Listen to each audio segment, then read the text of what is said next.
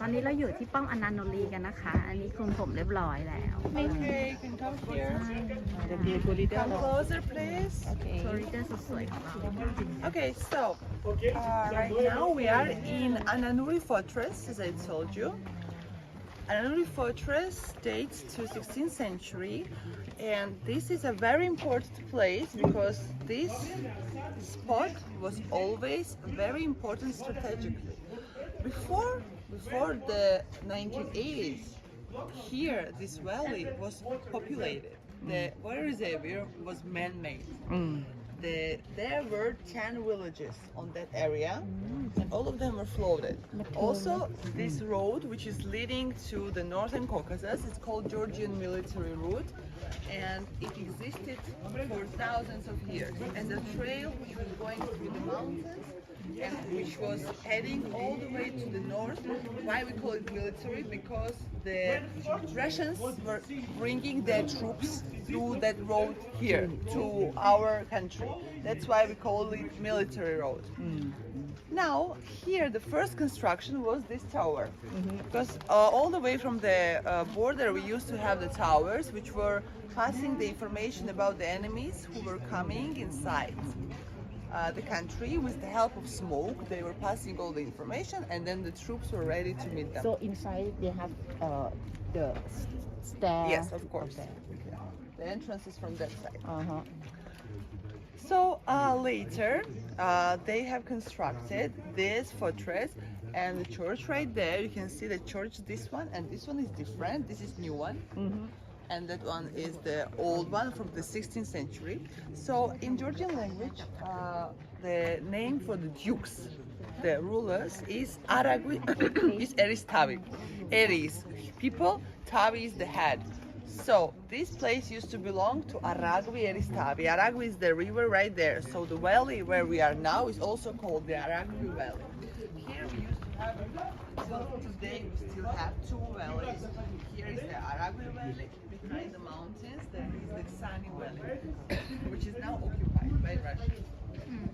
And there was Aristarik Chanshe, who came here, conquered all of this area, the Georgian one, not the foreigner. He conquered this area and killed all the family of local rulers. The last moments of their life were spent right there in the top tower. The tower name is Sheopovari, which means unbeatable or untakeable. That was meaning that they hoped that they wouldn't get killed by the enemies there, but they were. And then he took over this area. Remember, here we had more than 10 villages in this area, a lot of people. But he was a very severe ruler. He was very, very bad. He was killing the people, torturing them, making them suffer, and that's why the people didn't want him to exist here, because he just came and killed all the family of their rulers, and they went directly to the king of Georgia to ask the king of Georgia for help. So actually the king had to agree with them because these people were very, very important for him. They were protecting one of the most important routes, the route which was leading from Russia here. That's why they had to agree with them, and this was ruled directly by the king without any dukes. The king took him away. Alright, so here I want to show you one thing. You can see the ornaments right there. Do you see them? Okay, so what do you think? Why are they there? You see they're covered with the tower. What do you think? Any ideas? It's You can come closer. Come. It's a cross and yes, a grape tree right there. And, but I'm not asking you about what is that. grape Yes. grape tree, I think so. Yeah, it is. But you see, it's covered with the tower. You see, you cannot see it well. It's covered with the tower. Why do you think like that?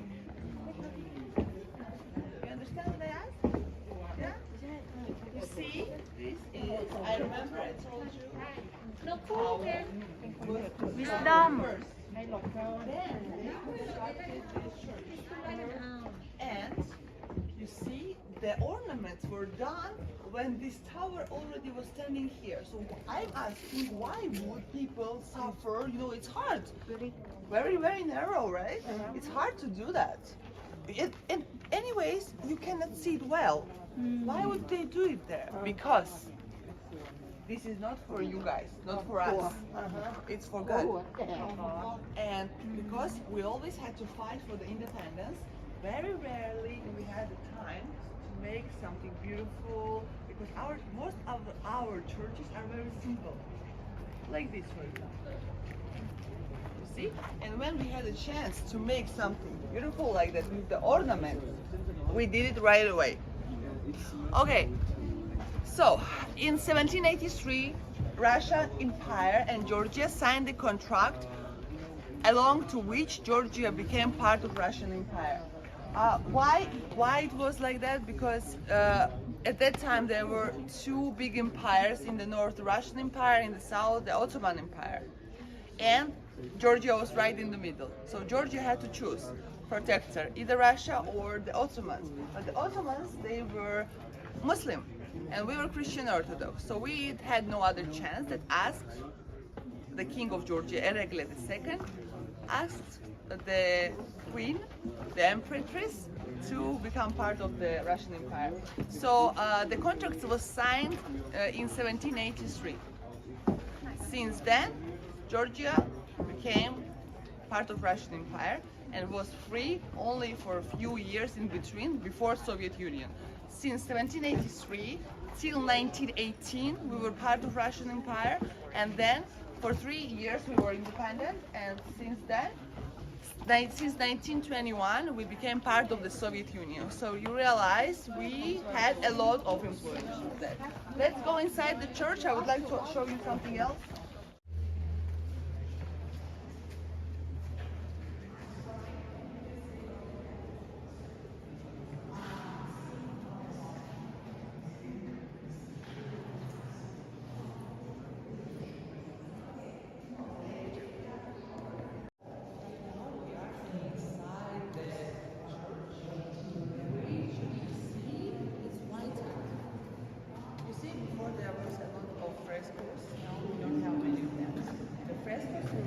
By Russia.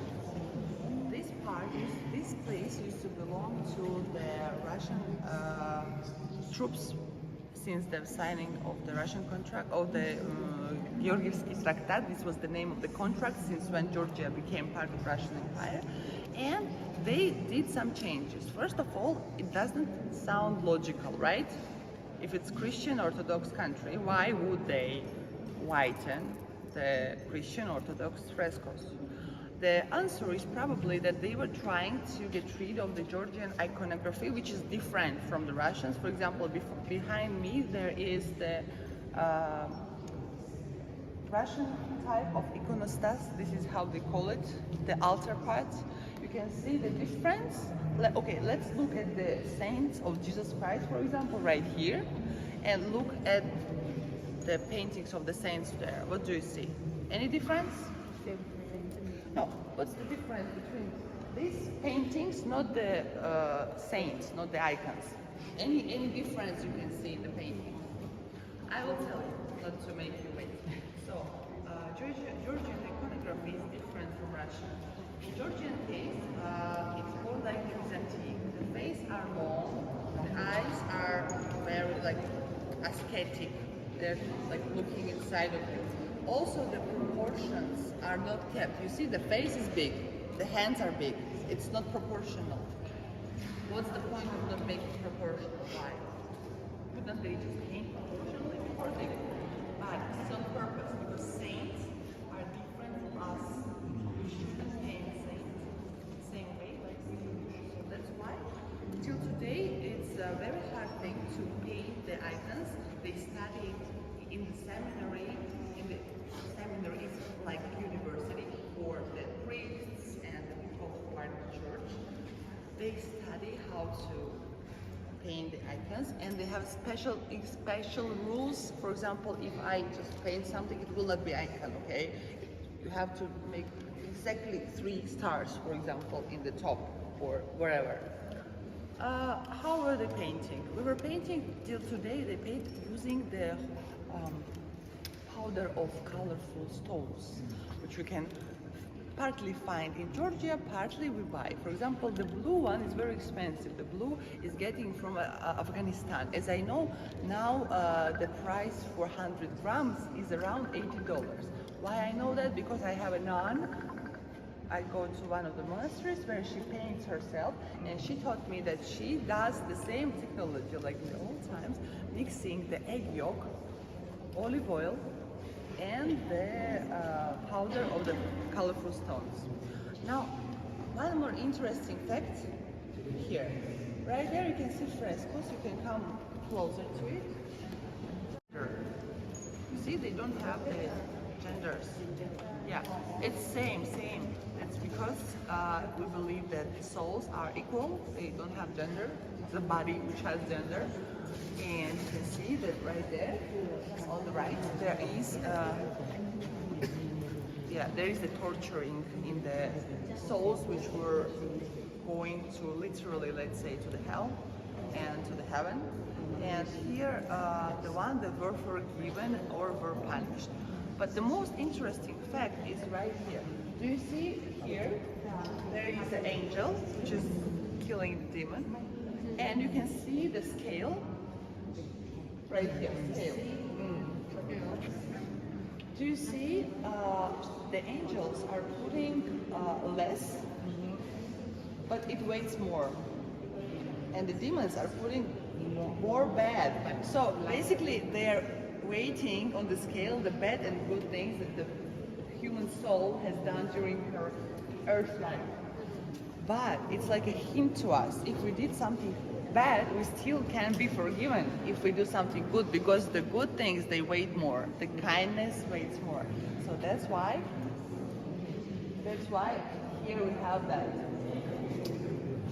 Yeah, another fresco which is well seen from here, it's right there. And you tell me who is that? Yesterday I told you he's the most important saint for us. Who remembers? Yeah? Yes, exactly. Saint George. He is the patron saint of Georgia, and we have his statue as well in the middle of the main square, you see. But what is he for us? Saint George, for the Christian Orthodox Church and for the Christian Church, let's say, he was one who was fighting. Symbolically, he's killing the dragon on the icon. We always see him killing the dragon. He was the fighter and he was the protector. So for Georgians, we were not always Christian Orthodox, right? You understand that Christianity is, let's say, younger than many other beliefs, especially paganism. You know what's pagan? Paganism is when they are worshipping the idols. Okay, sun, moon, wind, nature, wherever the people were worshipping before. Because in the old times, when people needed something, they were praying, oh, please, sky, give us the rain. And they believed that the rain was given them by gods.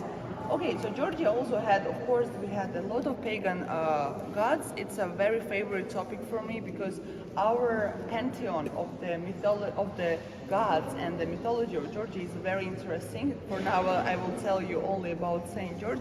Saint George also existed for us, but not as Saint George. We had a god, White George, Tetragyorgi, and he was the knight on the white horse. And when there was a war or the enemies were coming, the warriors were saying that if they see a white man on the white horse heading from the mountain down to the battlefield, it meant that they are going to win because he was protecting Georgians. And basically in many places in the mountains we have these chapels used to have chapels. Chapels is like a small church, let's say. Now the place like temple, let's say, it's a small temple where they were praying, right? Somewhere in the mountains, and many temples in the mountains where we're heading now, they used to be for Saint George. Can you move so the people outside can see? Yeah. And when Christianity came, in Christianity you have only one God, Father. You don't have gods for everything, your needs. And that's why people had to change, literally, let's say, change the gods to the saints. For example, all of the saints help us with something is like special. For example, when we pray to Saint Nicholas, he is the protector of sailors, of travelers, us, for now, right? And Saint George is the protector. He was always protected. For us, for Georgian mythology, he was also something parallel with that. And the roots of the paganism and the Christianity have been united in Georgia. And that's why Saint George is the most important saint for us, especially for this mountain area where we are heading. And let me tell you, most of the churches are built in the special places that old people knew. You can say you don't believe in energy, you don't believe in the strong places, but most of the churches which we visit now, they were constructed on the places where in the old times they already had some temples, some especially energetic place. I don't know how they were choosing that, but this is what happened. So that's why in the mountains we have a lot of churches of Saint George which are constructed on the area where they used to have the temples of the pagan gods. For us, the main god of our paganism was the god of the moon, Armazi, and the goddess of the sun, which is also very interesting, right? Because in most of the mythology it's opposite. The sun is usually man, right? In our case, no. Sun is woman, and moon is male. Yeah. And the symbol of the main god, Armazi, is bull. That's why you will see bull. Bull, you know bull? Bull. Yeah.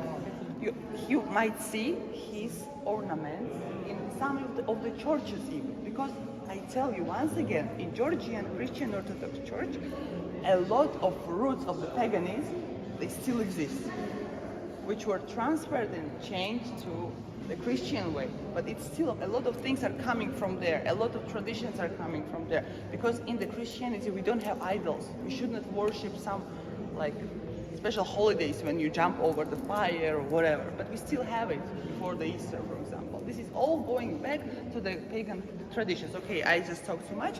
So let's have some free time outside. There is a very nice view there, and we will continue. นางจะเอามุมนี้แหละมุมใกล้ไป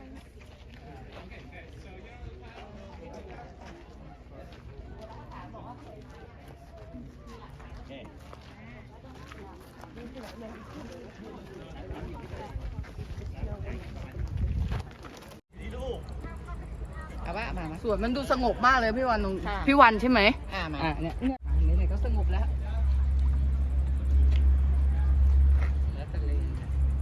ไม่ใส่แมสหรอ เอาแล้ว อยู่แนวกว้างอยู่ที่โล่งมาแต่ละทีมันจะแบบท้องฟ้ามันทำให้ทุกอย่าง ใส่แมสมานานๆไม่มันไม่ได้มาแบบวิวนี้ ขอบคุณค่ะ